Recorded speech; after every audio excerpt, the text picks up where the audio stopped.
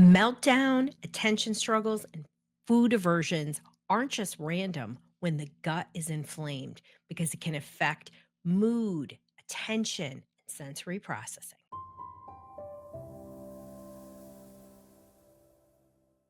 The gut and the health of your gut can really impact behavior, attention, your mood. And we're having this conversation because you're starting to really understand that. We're going to dive into why that happens and, of course, what you can do about it because I'm all about practical solutions. But just to understand the gut brain connection, 90% of an important neurotransmitter called serotonin is exclusively created in the gut. When we have low levels of serotonin, which is important for mood and attention, we can look like we have those issues, right? Gut inflammation is also a major factor, right? So it can lead to anxiety, mood issues, hyper behaviors. When we have so many inflammatory things in our environment, there are things we can do through diet and lifestyle that really can change and start supporting your child's brain so they can be more attentive and regulated, right? It doesn't mean you have to jump to meds. And that's what these conversations are all about. And know that if you do organically have ADHD or a mood disorder or any of those things, these things help, right? Because of course we want to have our kids be more regulated because that's the key to lifelong mental health, right? You may have heard of something called leaky gut. Leaky gut and food sensitivities go hand in hand. Why do we have so many kids with food sensitivities? So, when the gut gets disrupted, right? And there are a lot of reasons why the gut can get disrupted and become quote unquote leaky, from poor food to viruses to different toxins to stress, not having good bowel movements. There's just so many reasons. So we're not going to go into that, but what we are going to talk about what happens when it is compromised. So proteins from food leak into the bloodstream, and that triggers an inflammatory response. And that affects the brain, right? So we have whole body inflammation, we have brain inflammation. What I can tell you, having done more than 10,000 brain maps, is that kids' brains today are looking incredibly inflamed, more than adults. And that shouldn't be happening. Don't worry about it. Just like when somebody comes in to me and they see a brain map and they're completely freaked out because I show them the neuroinflammation, brain inflammation. This is what I say to them. There are things we can do. So we're going to talk about ways to support it. What are signs of an unhealthy gut? Right. So obvious signs would be bowel issues, bloating. A lot of adults live like that and think, oh, well, it's just what I have. You don't have to live with that, people. And kids shouldn't have that. I recently had somebody who, two people, separate people, but they both had extreme forms of constipation. And they got my COM PMF and our magnesium. And one person, the kid hadn't had a bowel movement in 30 days and had a lot of anxiety and had a lot of things going on. And the other person, lots of anxiety and OCD. And both the people started getting regular bowel movements. Why? Not that this form of magnesium is to loosen your stools. It's really to both that and PEMF is to calm the nervous system. They then were able to make dietary changes and start shifting what the kind of behaviors that they were seeing. But the nexus was this dysregulated nervous system, and they had no bowel movements. I mean, to not have a bowel, please know they went to the ER. They went to the multiple doctors, and this kid hadn't had a bowel movement in 30 days. Nobody seemed to be completely freaked out by that, but I couldn't imagine how uncomfortable that would be. You also can show physical signs like ear infections or eczema. This is tied to unhealthy gut, as well as those behavioral signs, attention problems, meltdowns, sensory issues, anxiety. So when you have a leaky gut, because those neurotransmitters are there, it can show up in a lot of ways, right? And the good news is this. Yes, you should always work with a practitioner who can help you. There's great practitioners all over the world. Functional medicine is exploding because people are struggling and kids are struggling. But you can find people where, 30 years ago when I was doing it, only naturopaths. I didn't have one friend in my field. I barely have a friend in my field today. They're all still tend to be medical, but it's improving. It's improving. So we're in there.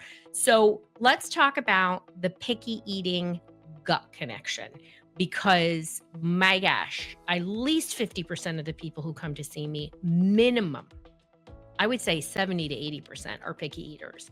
And so, picky eaters, please know I don't believe you should be forcing your kids to do certain things. You do have to try to get more nutrients in your kids, whether you do it on the sneakily, whether you do it, with other ways. So, sensory issues, right? Food aversion can happen when the gut is inflamed because it affects the brain and how it is processing sensory information. So it can really make it where that texture feels even worse. So, textural issues are a big reason behind sensory issues. You can start craving junk food, right? And junk food to me is, a lot of these low quality foods that your kids are eating, Hot Pockets, Lunchables, hot dogs, chicken nuggets, like, these are not nutrient dense foods, okay? And I'm not saying this to make you feel bad. This is awareness, right? So hopefully you do something. Bad bacteria makes kids crave junk food.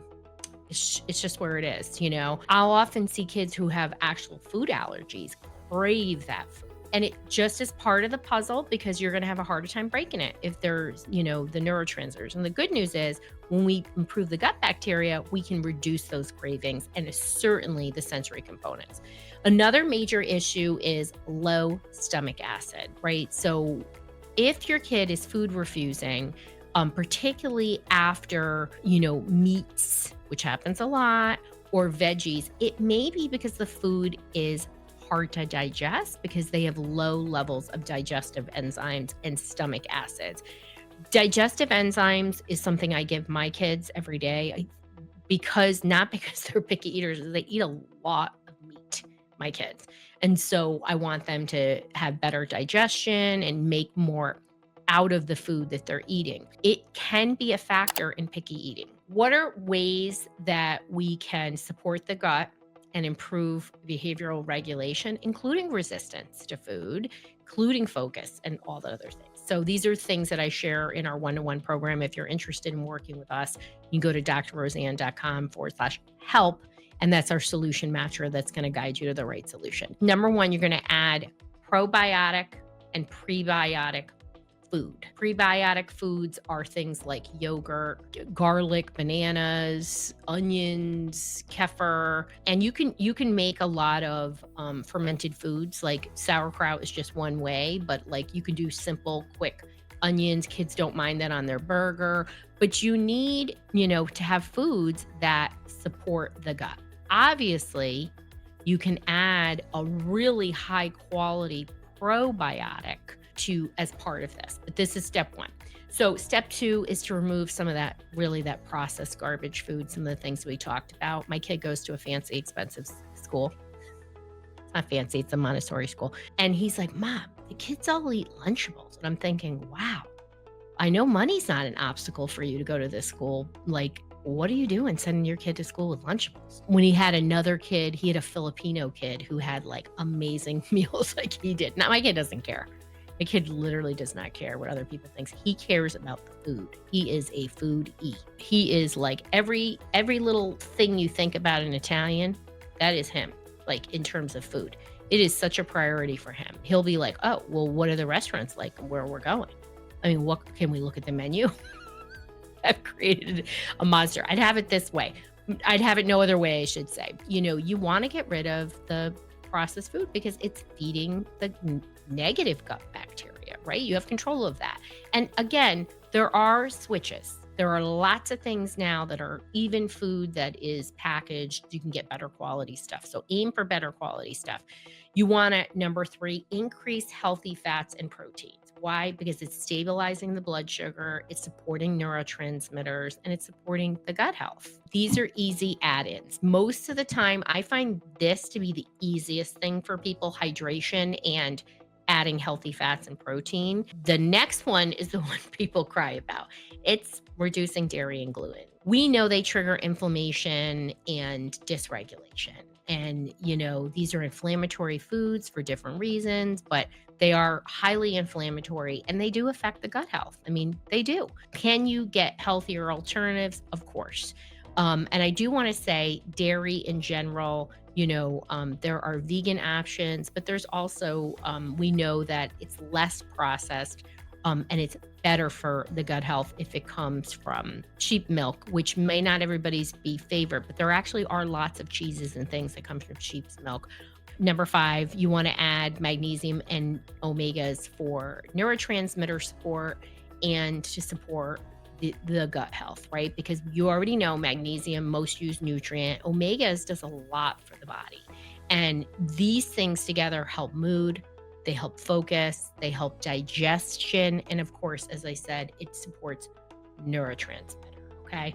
So, what are your overall best foods for gut health? These are actually things that kids don't seem to mind about, and you can start weaving them in. So, number 1 is berries. Berries are amazing for gut health. And just a little hack on saving money, buy the frozen ones. You can add them into your yogurt. You can put them in your kid's little lunchbox. We do the bento box the night before so they defrost. They're great. So, we do buy a lot of fresh ones. It's crazy expensive. It is. So frozen is just as good, right?